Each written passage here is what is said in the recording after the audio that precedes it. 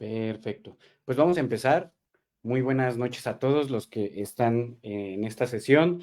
Estas sesiones son sesiones que estaremos brindando rumbo al diplomado que estamos trabajando, que es de trastornos adictivos.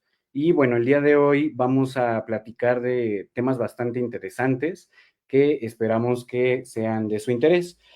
Para mí es un agrado aquí estar con la doctora Carmen Millé. Doctora, muy buenas noches. ¿Cómo está? Buenas noches, Ala. Muy bien. Y voy a presentarla, doctora, porque la verdad es que al ver su CV, pues es algo que tiene muchísima carrera y que además creo que para la gente que está interesada en participar en el diplomado, pues es súper importante, ¿no? La doctora Millé es doctora en sociología, tiene maestría en ciencias de la comunicación por parte de la UNAM y la FCPS. También es directora del Centro de Respuestas Educativas y Comunitarias AC, CRECE. La doctora ha trabajado coordinando proyectos promovidos con el apoyo de organismos internacionales como la OMS, la UNESCO, la UNICEF, extranjeros como el Departamento de Estado de Estados Unidos y nacionales que involucran desde INMujeres, la CEP, Indesol, por mencionar solo algunos, ¿no? Algo de lo más importante acá, doctora, que puedo ver es que pues usted imparte cátedra de teorías contemporáneas en el posgrado de la Facultad de Ciencias Políticas y Sociales de la UNAM y además dentro de la Universidad Hebraica imparte diversas materias de la maestría y la especialidad de adicciones. La doctora es autora de 11 libros y pues ha participado como autora y editora en más de 100 publicaciones. Y bueno, creo que por mencionar algo del extenso CV que usted tiene, doctora, muy buenas noches, bienvenida. ¿Qué tal, Galán? Buenos días, buenas noches ya, perdón. Ya, ya son las noches acá y pues justo me agrada mucho platicar con usted, doctora, porque creo que en toda esta parte del diplomado lo que usted nos va a enseñar es algo que es complementario a todo lo que viene dentro de los módulos, ¿no? Que Ujú. veremos muchas cosas. Y pues para poder empezar esta plática, doctora, me gustaría ver si usted pudiera explicarnos de qué manera podemos estar desarrollando una adicción, ¿no? Que es el tema que tenemos el día de hoy, más que están más cerca de lo que creemos. Podríamos ser adictos nosotros mismos a ciertas cosas que no sabemos, ¿no? Entonces, doctora, ¿cómo sería que podríamos estar desarrollando una adicción sin que tengamos conciencia de esto? Claro, mira, lo que pasa es que a veces alejamos el comportamiento adictivo como si fuera algo de jovencitos que están pasando la adolescencia con muchas dificultades y además que tienen muchísimos problemas, o personas adultas, adultos mayores que han caído en el problema, ¿verdad? Cuando en realidad el problema lo vivimos todos muy de cerca si abandonamos esos estereotipos y comprendemos el concepto amplio que representan los procesos de dependencia y de adicción.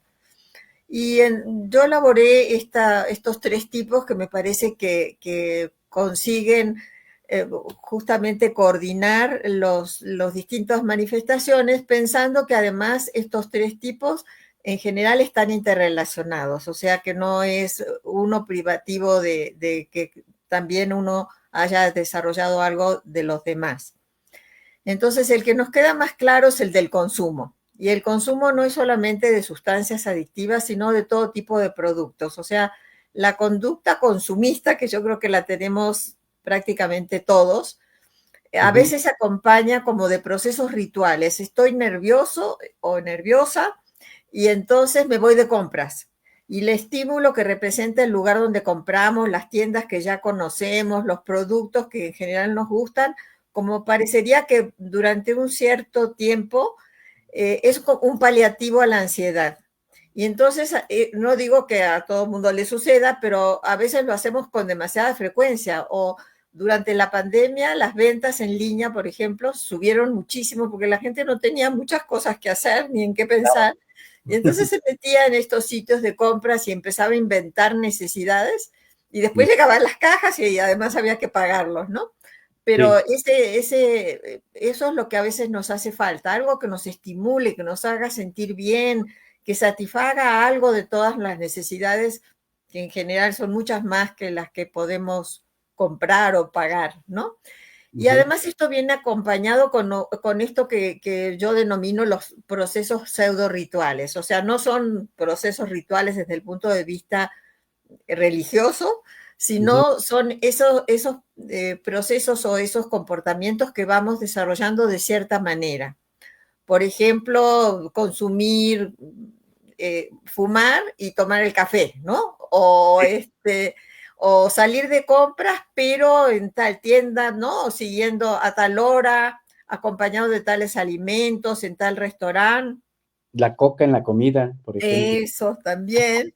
O sea, son todos elementos que nos hacen sentir seguros en una época que vamos a ver después, que justamente lo que nos hace falta es seguridad, ¿no? Saber un camino, porque todos estamos en medio de muchísimos estímulos y Ujú. eso hace que a veces no sepamos cuál es el camino correcto. Yo ya soy de otra generación, pero las generaciones, tanto la mía como las que vienen después, tienen ese nuevo camino, ¿no? No es lo que hicieron los padres, mucho menos lo que hicieron los abuelos, y entonces hay que ir inventando el camino y sabiendo que lo que planeas hoy no quiere decir que se vaya a cumplir dentro de unos años, ¿no? A mí me pasa con los estudiantes de maestría. Ujú. Es muy bueno todo lo que aprenden, pero tienen que tener conciencia de que el hecho de tener el diploma de maestro no los va a, ya no con eso no van a tener el camino resuelto, ¿no? O sea, que el camino hay que ir generándolo, ¿no? El camino por andar, como Sí. bien decía el poeta, es algo que vamos construyendo lo mejor que podemos todos los días. Entonces, esos comportamientos rituales nos ayudan. Y dentro de esos comportamientos rituales también podríamos anexar esa ascripción a un grupo, que puede ser una secta, puede tener un contenido religioso, pero que va más allá del credo religioso.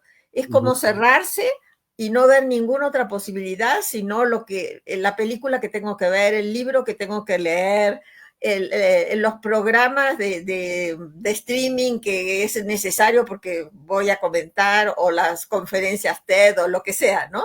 Lo que Ujú. ese grupo apruebe.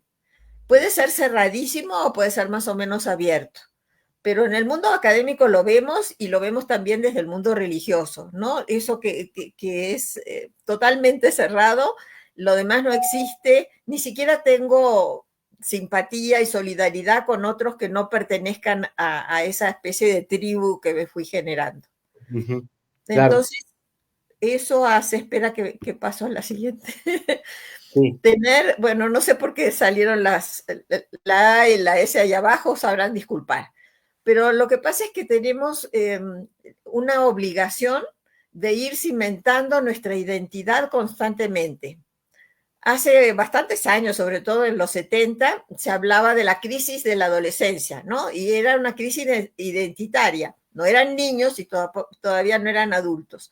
Ahora resulta que las crisis son todos los años, ¿no?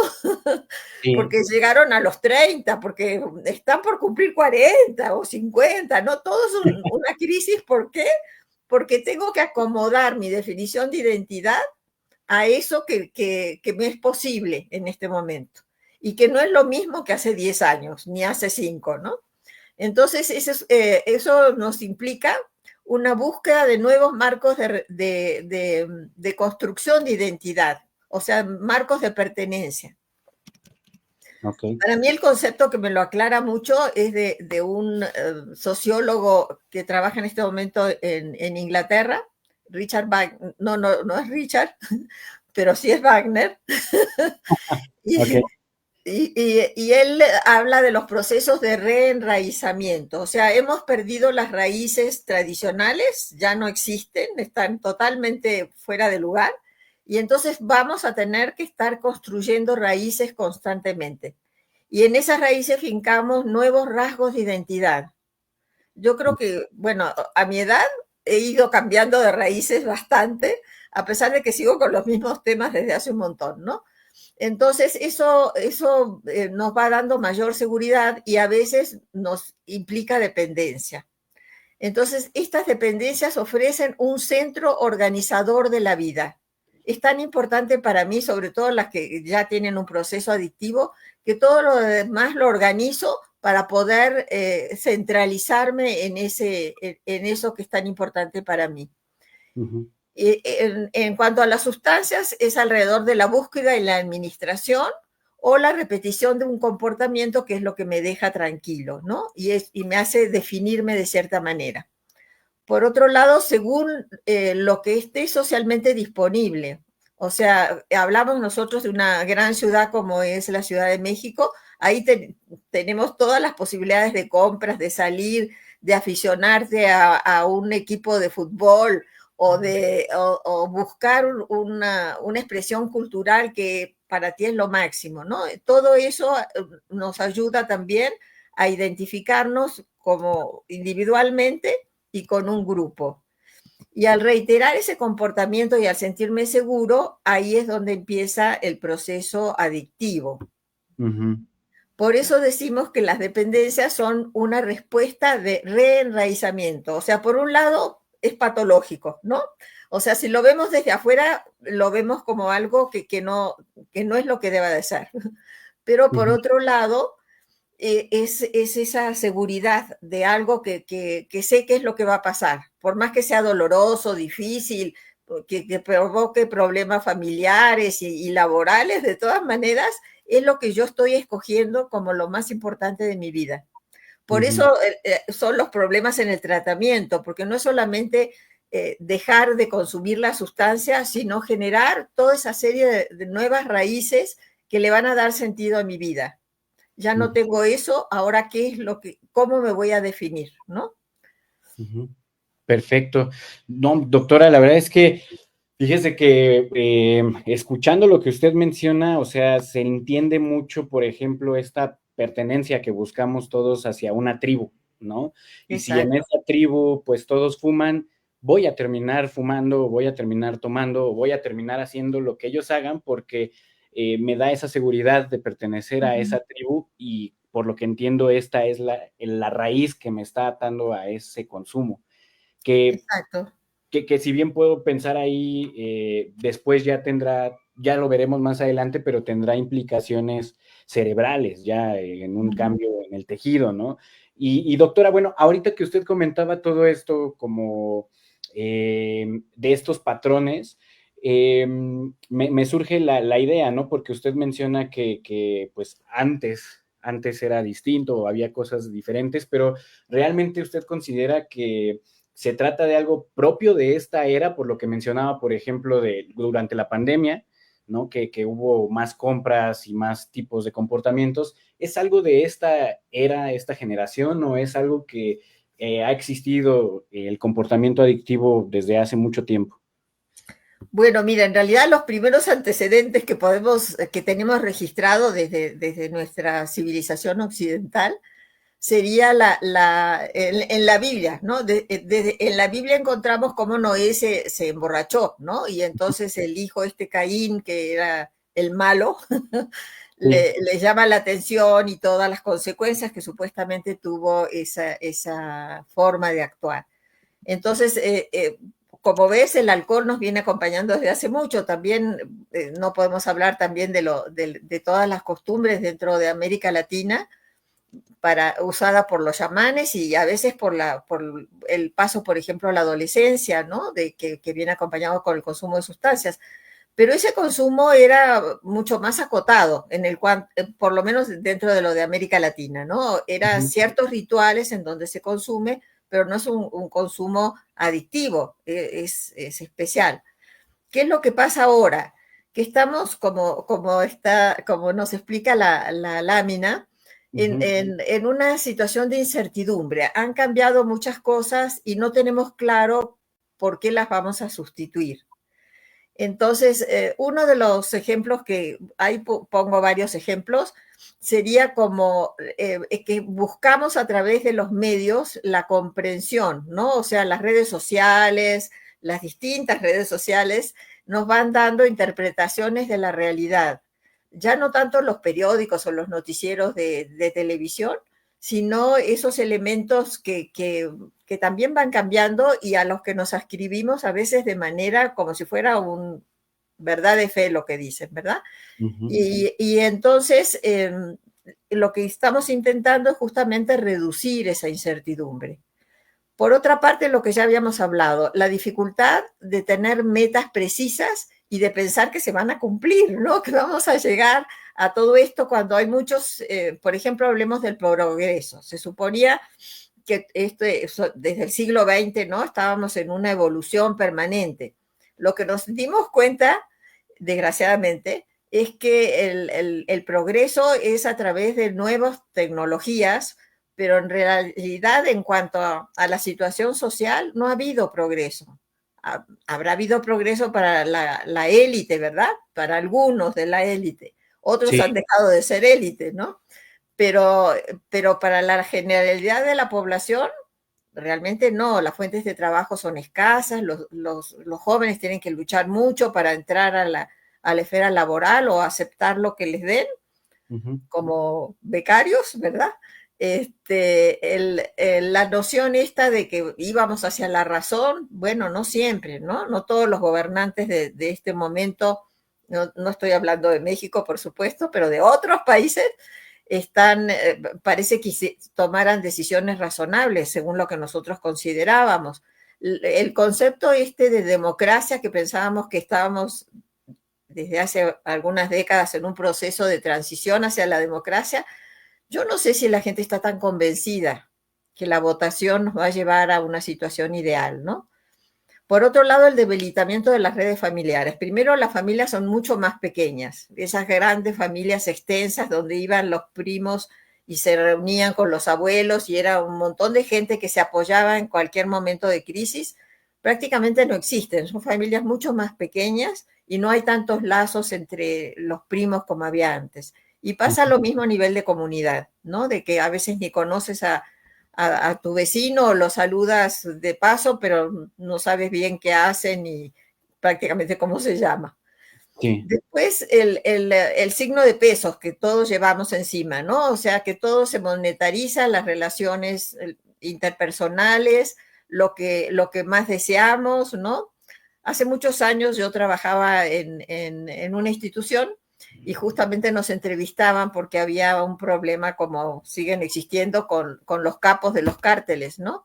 Y ok. entonces sacaban todas las riquezas que tenía estos capos y entonces desde el gobierno se dijo, bueno, si lo siguen poniendo eso y ese es el ideal, o sea, el ideal es tener dinero, quién sabe cómo lo conseguiste, mejor no lo pongan. Y además la ampliación de selecciones, o sea, antes llegabas a pasar la prepa y había unas pocas carreras. Ahora son tantas, está tan disperso el universo y ninguna tiene la seguridad de ser la que quieres, que yo creo que se ha complicado mucho ese tipo de decisiones. Y como te digo que se va complicando porque cada vez que te haces un poco más grande encuentras más opciones y no sabes cuál es la buena, Ujú. entonces es una situación de incertidumbre que es constante. Y dentro de los procesos que acentúan la incertidumbre, que nos hacen compartir como hojas al viento, está la diferenciación, o sea, la enorme variedad que se une con la variabilidad, ¿no? O sea, por un lado, la enorme oferta de estímulos, de programas, que también es el exceso cultural, son tres elementos que están interrelacionados, y que además que lo que hoy es seguro, esto es lo bueno, lo mejor, esto es lo que hay que vestirse así. Ah, Ujú. ahora no es el invierno y el verano, las estaciones de moda, sino que está también el otoño y en medio y la primavera y en medio van cambiando los modelos. O sea que realmente hay una oferta en el campo cultural muy amplia y eso también nos genera inseguridad. Y por el polo opuesto estarían estas nuevas formas de pertenencia que a través de, bueno, los neotradicionalismos sería como el recuperar tradiciones, pero de una manera totalizadora, ¿no? A veces son imposiciones del mismo gobierno bueno, lo vemos, por ejemplo, en algunos estados de Estados Unidos, que es obligación de tener los mandamientos dentro de los salones de clase. En otros lugares es más estricto, ¿verdad? Usar burka. O sea, que parece que ese proceso de mayor liberalización de las mujeres y del mundo en general a veces se vuelve a restringir. Pero nacen estas nuevas redes y nuevas tribus que tú también mencionabas y que nos llevan a encontrar gente a veces muy compatible con nosotros mismos, pero que nunca conocimos personalmente, y generamos esas nuevas tribus a través de un sustento que es la tecnología. Yo no digo que sea bueno ni sea malo, es así, así nos tocó vivir, ¿no? Sí. Y por otro lado está esa serie de procesos que son fomentados por la misma estructura productiva, que te llevan al consumismo, por un lado, por toda la oferta comercial que existe, y a anexarte al trabajo de una manera tan fuerte que a veces yo siento que lo comparto, que no te deja otro momento, no te deja otro goce que si no es el trabajo y tu adhesión a no tanto a una empresa, sino a lo que haces, ¿no? Que parece que cualquier cosa que se disloca ahí se te acaba la vida. Y después los ritos sociales acompañados de bebidas alcohólicas. Podríamos hablar también de alimentos azucarados o de formas de estímulo que a veces no son demasiado sanas, pero que responden a necesidades, por ejemplo, incrementar el rendimiento, o sea, los estimulantes que permiten que las personas que manejan un vehículo puedan pasar toda la noche sin un descanso, o que al, te estoy interrumpiendo, ¿me quieres hacer alguna? ¿No? Yo No, no, sigo. doctora, adelante, adelante. Sí, justamente solamente asentía en esa parte de lo de las personas que pues tienen que usar algún tipo de sustancia para rendir en el trabajo. Ajá, sí, tal cual. Y por eso, ahí, no, ahí te demuestra que no es la información la que nos va a llevar a un comportamiento sano, porque son justamente las enfermeras y los enfermeros, ¿no? El personal médico de guardia, que muchas veces llega a tomar, bueno, algún derivado de las anfetaminas que sea estimulante para poder tener el rendimiento que se le exige. O sea, no es por sobrevivencia, no es por capricho, ¿no? Y al revés, ¿no? Llega el momento que estás tan estimulado por todo esto que manejas en la vida que no te puedes dormir y necesitas algún apoyo, o para olvidarte que tienes hambre, ¿no? Sobre todo las chicas que están en la adolescencia, que tienen que tener una imagen corporal perfecta, y a veces que se imponen modelos de lo que es adecuado en la manera en tu propio cuerpo, que son imposibles de cumplir, porque genéticamente el organismo te da para eso, ¿no? Entonces, yo creo que es esa serie de elementos los que a veces propician, no digo que sea lo único, pero que propician el desarrollo de procesos adictivos. Claro, y bueno, ahora, perdón, doctora, bueno, ahora que veo este listado, entiendo muy bien lo que mencionamos en el título, ¿no? O sea, que la adicción está más cerca de lo que creemos, porque realmente, o sea, uno pensaría que la adicción nada más es ponerse el cigarro en la boca, pero realmente el comportamiento adictivo tiene muchas cosas de fondo, ¿no? Todo lo que nos explicaba desde las raíces, por ejemplo, mucha gente fuma y se salen a la mitad de la oficina, ¿no? Para fumar porque están muy estresados. Y por lo que entiendo, pues no es algo que sea de nuestro tiempo únicamente, son patrones que vamos de alguna forma jalando, ¿no? De la sociedad con la que convivimos. Exacto. Entonces, es bastante interesante verlo desde esa perspectiva, doctora, porque bueno, al menos yo por la formación que tengo, casi siempre uno lo ve como de, no, solamente es tu shot de dopamina, ¿no? Y sí, pero quizás ese shot de dopamina, para que se haga un proceso en el cerebro, necesitamos repetirlo muchas veces, ¿no? Exacto. Y entonces todo que usted nos menciona, pues es como, cada que me sienta triste voy a fumar. Entonces, por eso se hace en ese tipo de patrones. ¿Estoy en lo correcto? Claro, y además, bueno, lo sabes mucho mejor que yo. el sistema de recompensas, ¿no? Cuando te acostumbras a encontrar, a estimular el sistema a través de una actividad o de la ingestión de algo, lo vas a seguir buscando, por supuesto, ¿no? O sea, ya ves todas estas nuevas formas de juegos que se tienen que estar introduciendo en el aula para mantener la atención de los estudiantes que ya están tan acostumbrados a esa recompensa que les da el sistema de recompensas, que si no lo haces así, no captas el interés. Que Ok. por un lado es bueno, porque entonces ellos se acostumbran a buscar su propio camino de resolución y no lo que un, dos, tres, lo que tienen que hacer, cómo tienen que resolver el problema según el maestro, ¿no? Ujú. Pues mire, la verdad es que eso es algo que creo que va a ser muy fructífero para este diplomado, que tiene como muchas aristas, ¿no? Para ayudarnos a comprender la parte de las adicciones y que muchas veces, pues, viene desde un aspecto estructural. Y con eso viene una pregunta que tengo ahora para usted, doctora, que, o sea, entiendo que en el análisis que usted nos brinda estamos viendo que el proceso adictivo es algo que se va reforzando, ¿no? Son patrones que vamos reforzando, pero una parte es el tratamiento, pero también una parte muy importante es la prevención, ¿no? Es evitarlo. Y nosotros, ¿qué podemos hacer desde el aspecto como pues, sociedad e incluso en lo personal para prevenir este tipo de comportamientos adictivos, pues tanto en nosotros como quizás en gente cercana, ¿no? Exacto. Sí, yo creo que tenemos que pensar así, ¿no? Que somos, que realmente nos preocupamos. Ahí estoy tratando de pasar. Ah, ¿pudo pasar, doctora? Ahí Ya, está. ya. Perdón, no sé por qué se han movido los cartelitos, pero bueno, parece juego de letras más bien.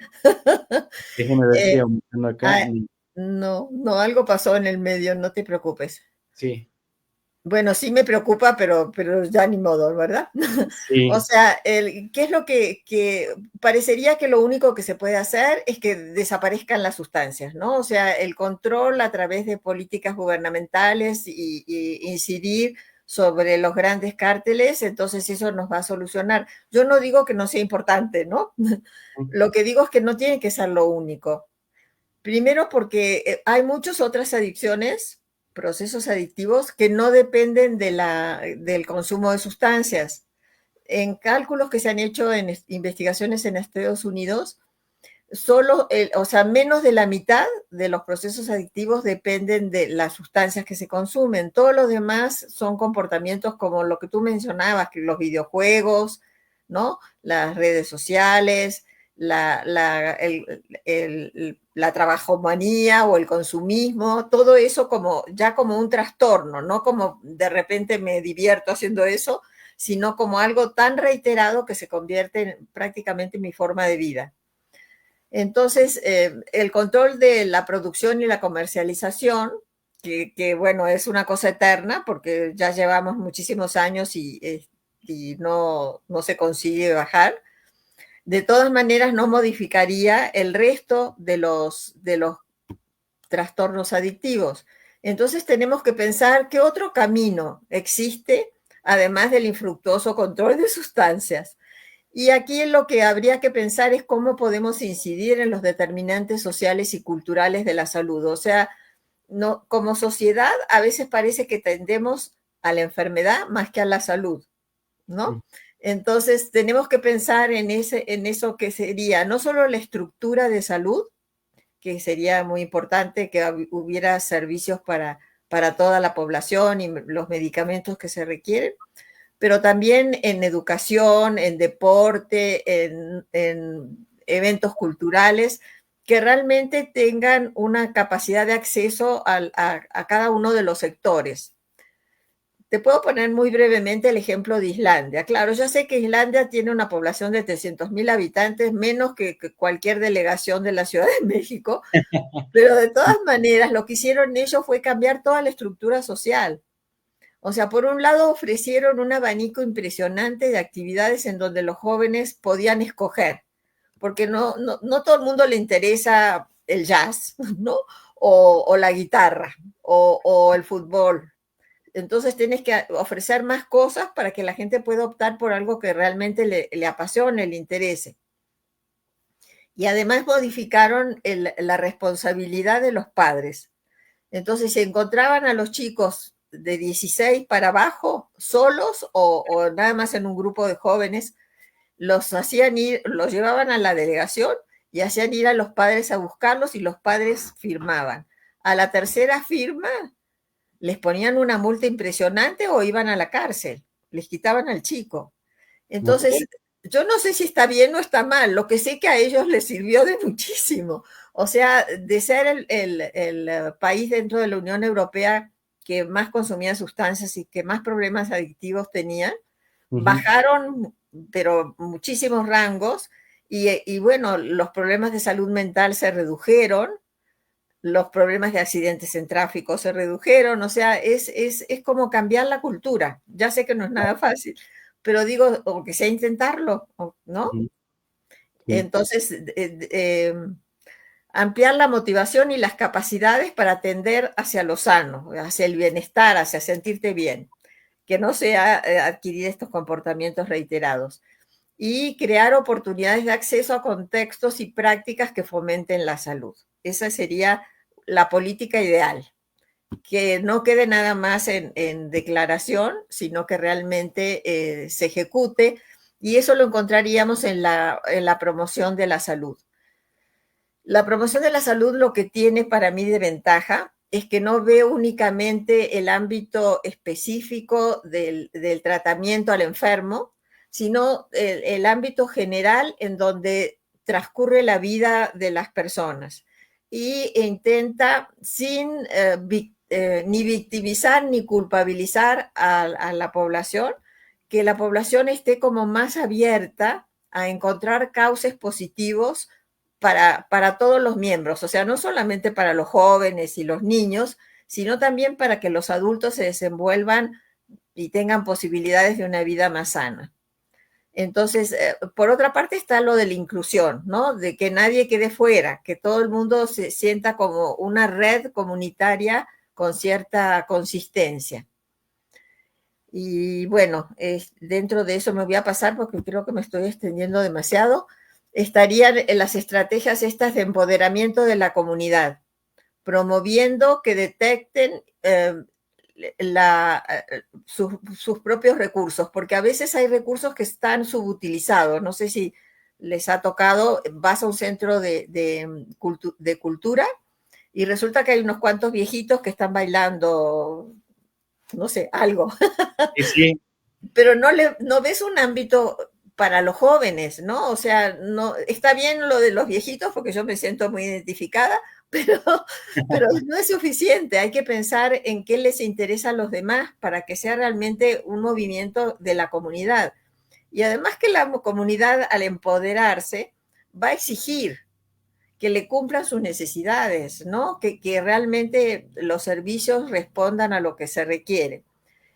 Y dentro de eso estaría la promoción del autocuidado, que se tiene que iniciar desde la primera infancia, ¿no? No es que en la adolescencia le tienes que decir que es malo el tabaco, sino que desde la primera infancia estén ocupadas en su propio crecimiento, como comprometerse consigo mismo dentro de las responsabilidades que correspondan a cada grupo de edad, ¿no? Porque tampoco le puedes decir a un niño de 3 años que tiene que limpiar el baño, ¿no? Pero dentro de lo que puede hacer cada grupo de edad, irse comprometiendo para el bienestar del grupo familiar y de la comunidad en su conjunto. Y por último, lo que ya habíamos hablado, creo que es el fortalecimiento de las redes de apoyo. En las redes de apoyo comunitario, si no existe una red de apoyo familiar, porque decíamos que las familias se han hecho más pequeñas, que exista esa red de apoyo comunitario que te lleve a sentirte en una crisis que tienes alguien más que mira por ti. Y aquí terminamos con esta. Es una definición de la salud que a mí me gusta mucho, porque ahí ves que la salud no solamente es la salud fisiológica, el organismo, ni tampoco la salud mental, que son ámbitos muy relevantes, sino que también la tenemos que conjuntar con acciones dentro de la cultura y dentro de nuestro grupo social, Y la última fase que me parece muy interesante que lo plantee la Organización Mundial de la Salud es lo espiritual. Lo espiritual no considerado únicamente desde lo religioso, sino más bien esa posibilidad del equilibrio cuerpo y mente, ¿no? Mente y cuerpo, que te permita tener un desarrollo equilibrado y no desarrolle ciertas patologías. No sé si te parece que con esto quedó claro.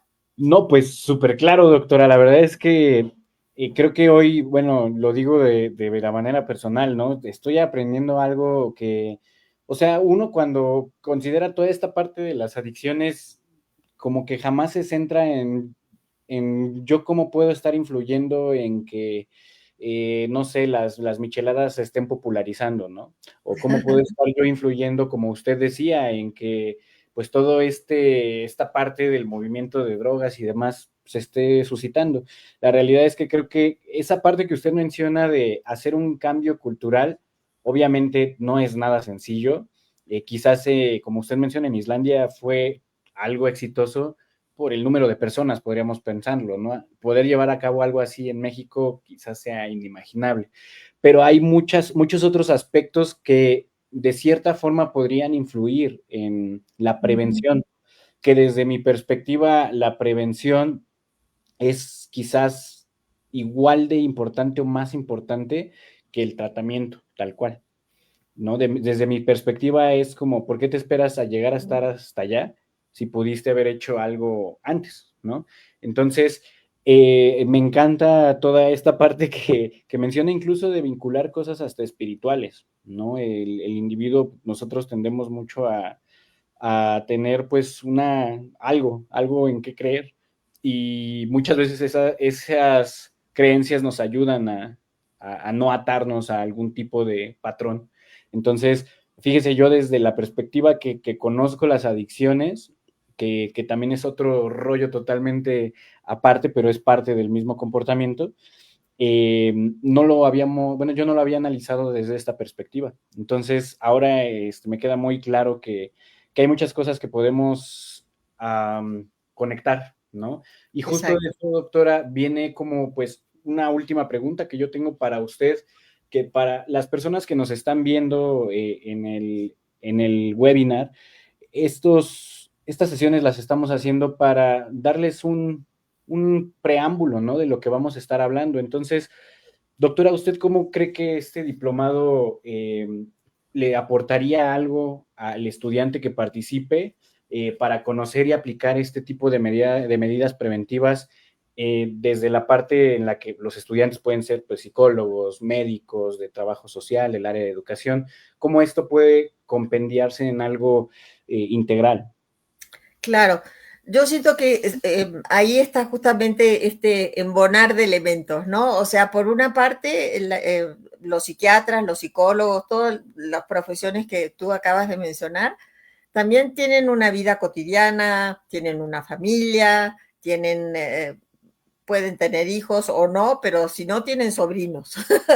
Sí, claro. Entonces, yo siento que hay que pensar en la prevención así, desde la parte profesional, que es lo que vamos a intentar dar en el primer módulo. O sea, cómo puedes implantar, cómo puedes desarrollar un programa preventivo en distintos ámbitos, que en general es la escuela, el centro comunitario un centro laboral, ¿no? Entonces, ¿en qué tienes que pensar? ¿Cómo tienes que organizar el programa para que ese programa pueda alcanzar resultados, basándonos en evidencia científica? El programa que nosotros, el modelo que nosotros instauramos en Crece se llama Creciendo Juntos y hemos conseguido hacer programas permanentes en escuelas que han demostrado impacto. Y ya sabes que para poder demostrar impacto hay que pasar por una serie de requisitos, entre ellos la comparación de la población intervenida y el grupo control. Entonces, todos esos instrumentos no son demasiadas horas, entonces hay que tomarlo en serio. Está Ujú. todos los fundamentos en las primeras sesiones y después está el paso a la práctica de las estrategias preventivas. Pero yo creo que aún si no quieres desarrollar un programa preventivo como lo que se propone, hay que tener en cuenta todos estos conocimientos de qué es la salud, qué es el bienestar, de qué manera lo puedo instaurar dentro de mi propia vida, cómo tengo que ir fijando metas que sean, que me den satisfacción, pero que a la vez propicien mi estado general, estas 5 fases de la salud, ¿verdad? Ujú. Yo siento que eso es a eso tendemos en este primer módulo.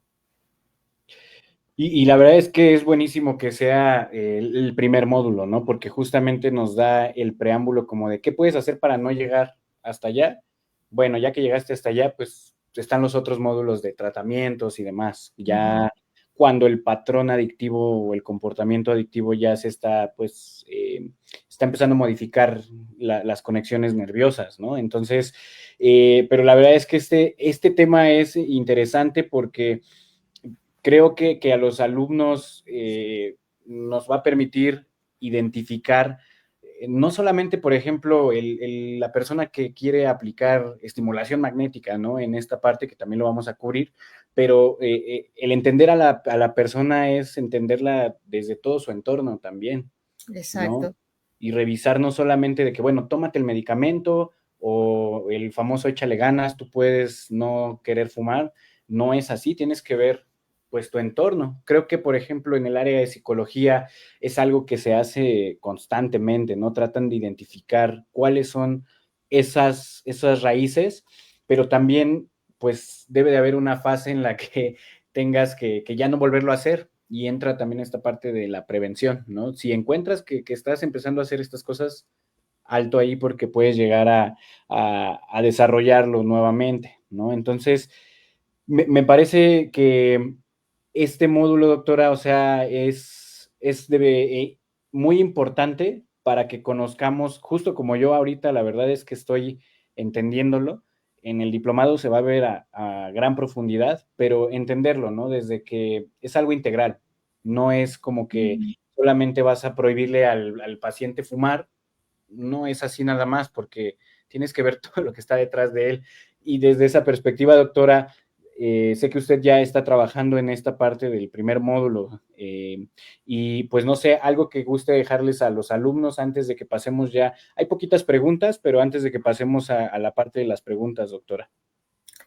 Bueno, es la primera vez que doy, o sea, he coordinado diplomados en línea, pero siempre había manera de tener un contacto con las personas, ¿no? Con los estudiantes o como quieras llamarle, con los participantes. Uh -huh. En esta ocasión me ha costado mucho ese pensar que es nada más la cámara, ¿no? Uh Que la -huh. cámara te devuelve. Pero yo siento que, como me dijeron, se va a abrir un chat, se va a abrir alguna posibilidad de hacer preguntas y que yo estoy dejando algunos ejercicios de reflexión Uh para que -huh. no quede nada más con lo que escuchaste, sino que pienses un poco y lo amarres, lo ancles a lo que hiciste y algunos ejercicios como de diagnóstico de la propia vida, ¿no? Dentro de estas, por ejemplo, de las 5 fases estas de la salud, ¿qué es lo que realmente estoy haciendo? Porque no podemos prevenir lo que le sucede a los demás si no lo estamos aplicando con nosotros mismos en primer lugar, ¿no? Entonces, hay que pensarlo como teórico práctico, ¿no? Que no es solamente absorber elementos, sino llevarlos interiorizarlos y poderlos aplicar. Sí, claro, y mire, por ahí lo que menciona, esto que estamos haciendo de que las clases estén grabadas es justamente para darle también a los alumnos pues esta variación de que ellos puedan llevarlo al tiempo que ellos necesiten, ¿no? Pero sí hay una opción, de hecho, en los otros diplomados que tenemos, sí hay un espacio específico para que ellos puedan preguntar y seguramente ahí habrá muchas preguntas dirigidas para usted, doctora, pero entiendo la relevancia de lo que usted está mencionando y pues bueno, yo la verdad estoy emocionado por arrancar con esta parte educativa porque eh, siento yo que esta parte de las adicciones sí hace falta mucho justo educación, ¿no? Educación y la educación va desde pues lo que usted menciona, desde que la sociedad tiene que cambiar ciertos patrones, tenemos que cambiar ciertas cosas que están normalizadas. no sé, por ejemplo, en los 50s, en las películas de Pedro Infante, si usted ha llegado a ver alguna, era normal, ¿no? Que el ranchero llegaba y se ponía a tomar y a tomar y a tomar porque pues traía una pena en el corazón o porque por cualquier cosa era tomar. Entonces, esos patrones se estandarizan y no nos damos cuenta de que somos parte de ese mismo círculo, ¿no? Yo siento que hemos evolucionado como sociedad. Por ejemplo, eh, hace bastantes décadas, tú llegabas a una fiesta y ya querías parar de tomar prácticamente era una grosería, ¿no? Claro. Así como tenías que comer el pastel por más que no tuvieras ganas, porque la dueña de casa si no se enojaba, se Sí. ofendía. Así era el asunto de tener siempre la copa llena y te la iban llenando a medida que dabas un trago y te la volvían a llenar, perdías por completo el control de cuánta cantidad estabas tomando. Yo creo que eso se ha evolucionado. Escuchas a personas que dicen yo no tomo, y que se acepta el hecho de tomar un refresco, no es una ofensa como era antes. Entonces, así como va cambiando eso, o va cambiando también la costumbre de fumar, ¿no? Ya cada vez hay menos ámbitos en donde parezca bien estar fumando. Ujú. Entonces, nos falta todavía corregir algunos, o sea, modificar, no sé si corregir, pero modificar algunos patrones de Y, comportamiento. y que, por ejemplo, ahora digo, eso es algo muy real que yo lo veo pues, constante. Veo mucho que la generación ahorita, sobre todo la juventud, ¿no? Está muy con la parte del gimnasio, ¿no? Hay muchísimas cosas que están surgiendo del gimnasio y al final, aunque sea pues una moda o sea algo, pues va a tener un cambio positivo. Y el yoga también, ¿no? Bueno, el yoga o una serie de otros elementos que tienen justamente esta fase de relajación, de reconocimiento de tu cuerpo. Entonces Ujú. yo creo que sí hay mucho más favorable a la salud. Sí, creo que tiene razón, hemos evolucionado, hemos ido cambiando y justamente pues es parte de todo el entender, ¿no? También la promoción de la salud es súper importante, el saber que pues un cuerpo sano siempre va a ser mucho mejor y creo que esa parte con la parte del gimnasio, que es lo que he visto ahorita, Ujú. se está promoviendo muy bien, de manera muy correcta, ¿no? Como hay mensajes ahí en los que dicen que pues el estar fuerte te va a ayudar a valerte por ti mismo cuando seas más Ujú. grande, ¿no? O sea, le están dando como muy bien el mensaje y bueno, pues me encanta esa parte también de promoverlo. Por acá, doctora, vamos a pasar nada más. Son preguntas un poquito más relacionadas a la parte de la logística del diplomado que un poco hacia el tema, ¿no? No te preocupes, no me ofendo, no me ofendo. Muy bien, doctora, muchas gracias. Por acá Pedro Acevedo nos pregunta que pues si este diplomado está acreditado para Puerto Rico y lo voy a juntar con esta otra pregunta que es pues si está aprobado por la UNAM. El diplomado está avalado por la Universidad Nacional Autónoma de México y cuando ustedes lo cursen y lo completen, van a tener un diploma que puede apostillarse y es válido en cualquier región de América Latina porque pues existen convenios, ¿no? Y se apostilla Ujú. este de diploma y es aplicable para toda la región de Latinoamérica. Entonces, desde ese lado, todo muy bien. Igual nada más mencionarles pues a la gente que nos está viendo, por ahí pueden ponerse en contacto acá con este número que les estamos mostrando. Por ahí hay algún tipo de descuento para el día de hoy por la presentación en el webinar. Y pues, doctora, yo emocionado de poder empezar y pues por ahora le agradezco mucho el tiempo que nos ha brindado. La verdad es que al menos yo aprendí mucho hoy y le agradezco mucho su participación, doctora. No sé si tengo un mensaje para el foro para despedirse.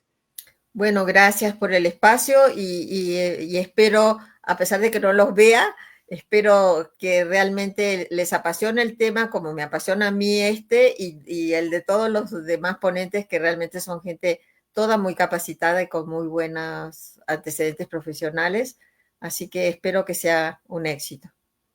Muchas gracias, doctora. Y sí, o sea, así como la doctora Millé es experta en el área que nos está hablando de prevención y todo este análisis social y cultural, tenemos especialistas para la parte farmacológica, para la parte de aplicación de estimulación magnética y de otras terapias de neuromodulación, para los abordajes psicológicos, ¿no? O sea, está muy completo por varias aristas el diplomado y bueno, los invitamos a que formen parte de él. Muchas gracias, doctora.